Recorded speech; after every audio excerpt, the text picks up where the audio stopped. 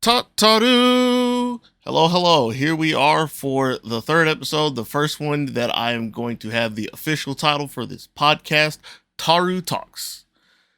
Yeah, I thought about a couple of names, like I said. There have been some good ones that I've really had, like Barrel Broadcast, Voices of the Cauldron. I didn't like that one so much.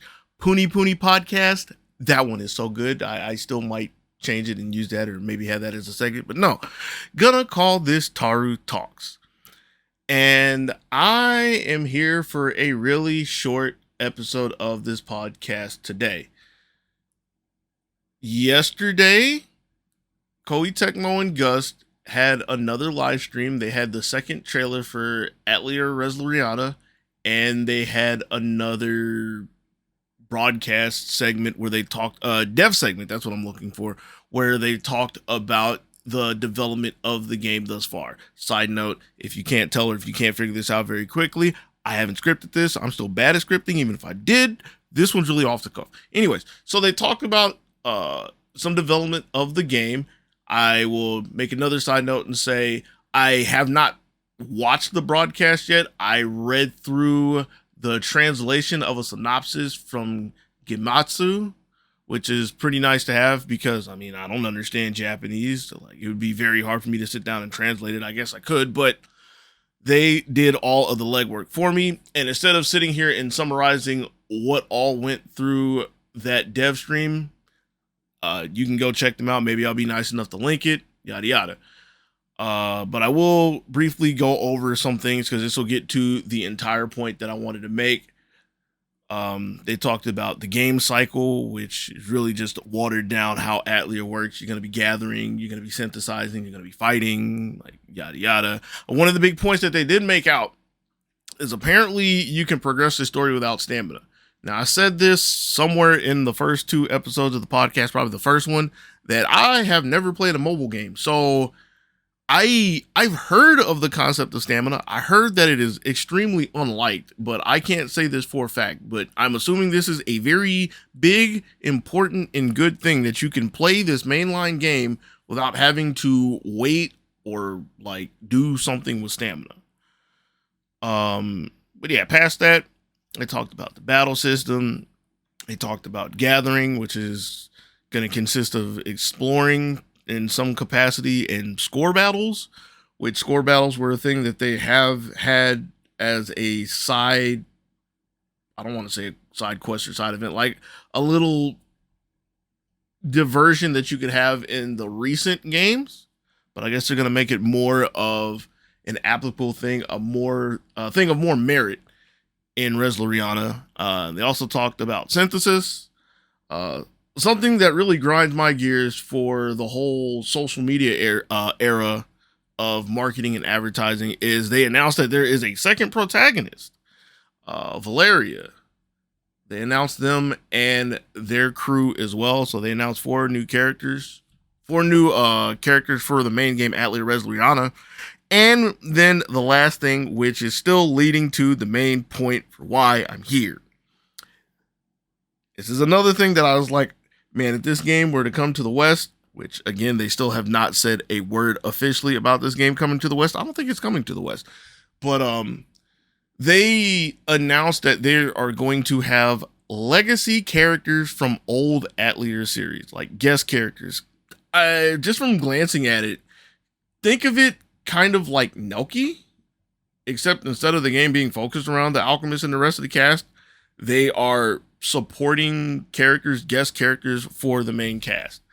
And they have the list of, I don't know if it's the first lineup or the lineup. I'm hoping it's the first lineup because let me just read this cast. So the legacy characters that they are having come back are Monica, Aisha, Marion, Riza, Shalistera, Esha, Logi, Firis, Keith Griff, Toturi, Rorona, Vane, Judy, Ixel, Etsy, and Raze.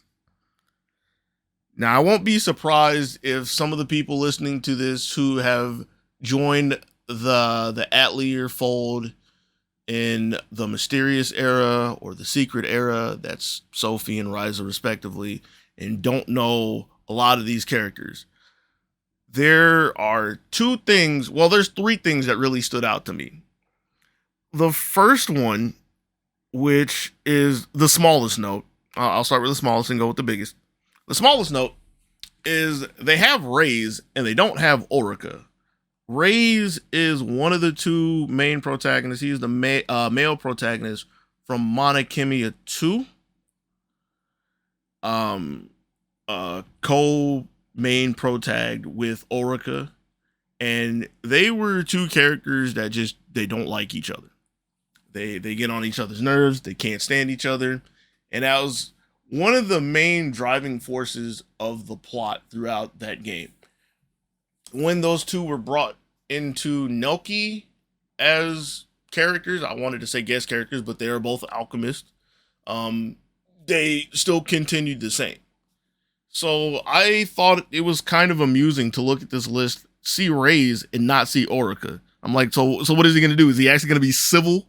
Like, I mean, Raze can be very civil, but again, a lot of his stick is this country bumpkin is just always on his last nerve. So that's thing number one. Thing number two, which is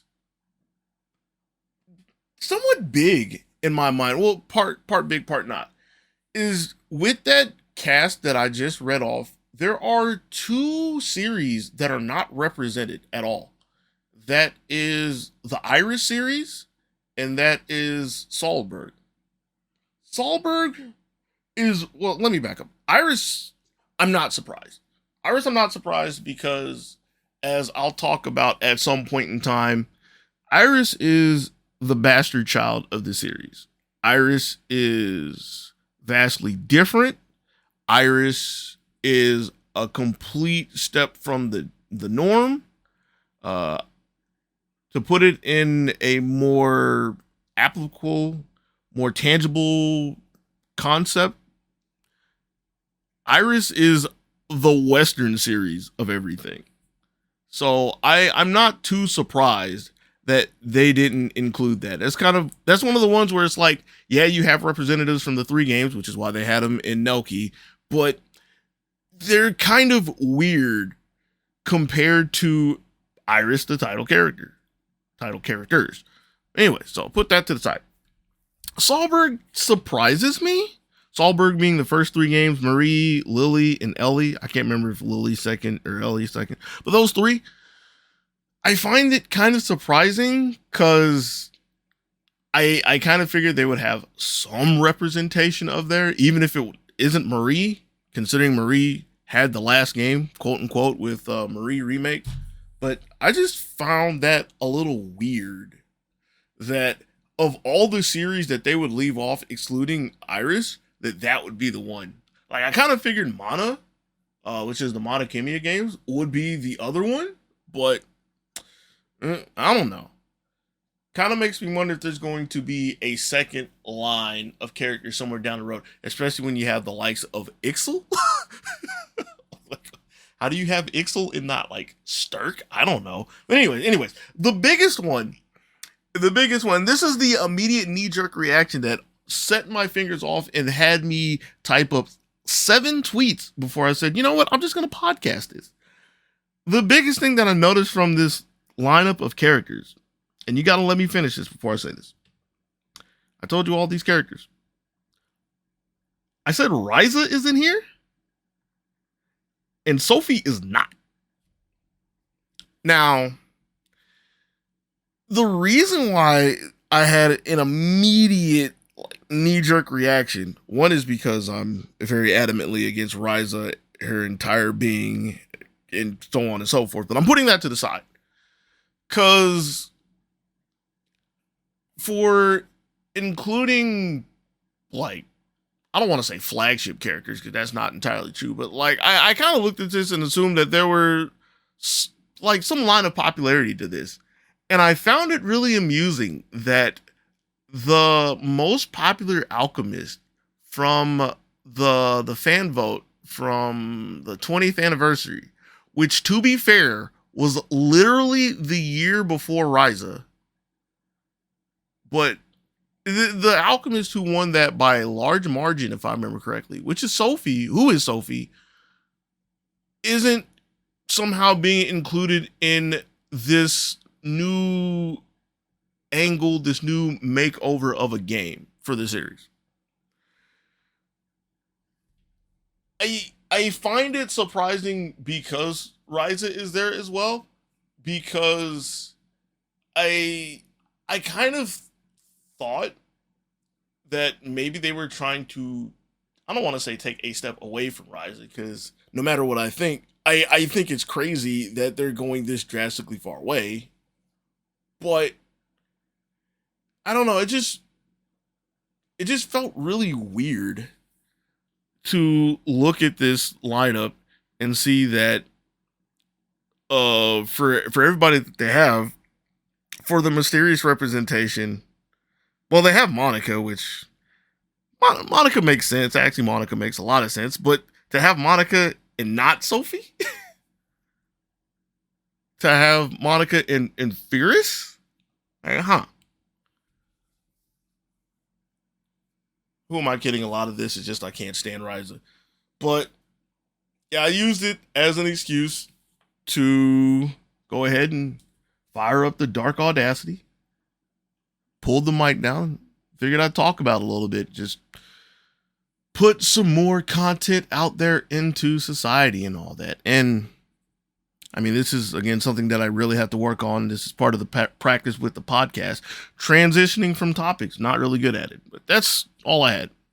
Just wanted to, I guess, blow off a little steam looking at Resloriana, knowing that so far, I don't even have the option to say no to it. And that's the thing that still really bothers me about the game at the end of the day. Like, seeing as this is supposed to be a whole new, well, I can't say an entirely new venture. I keep saying a whole new venture. It's not like they haven't had a mobile game before.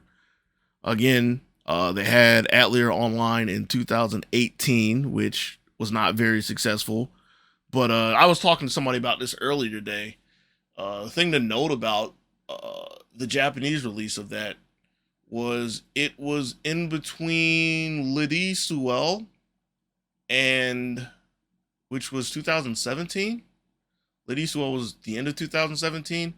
And then the next game they released was Nelky. That was when they had the 3 games in a short span of time, like roughly a year, which was Nelky, Lalua, and Ryza. So maybe this is another thing where, you know, they're really getting geared up for their next big console PC game, and they're just trying to give the people something to whet their appetite while we wait. But still, we're not all going to get this, not yet at least. I guess another side note that I should point out, since this was brought to my attention, again, since I don't know mobile games, when I mentioned Atelier Online, the person I talked to was furiously doing research in the background and noted that when Atelier Online shut down, it was, the rights were bought and it was shortly after published by some American company.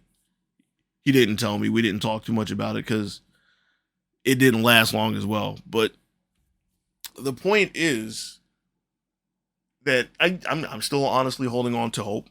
Say very little hope. Is it a hope that says that I'm really itching and eager to play this game? Not entirely. Like, I'm not even trying to front or be facetious about it. Like, I do like what I see visually, but mechanically, I look at it, I'm like, this might be the first Atelier that I just completely write off without giving a chance. But the big point that I'm going to keep saying until we get the final yay or nay about it is, I would at least like my own choice. You know, I bring it stateside. Because even if I don't like it, I'm pretty sure there'd be quite a few people who are interested in it, especially with how strong mobile games are nowadays.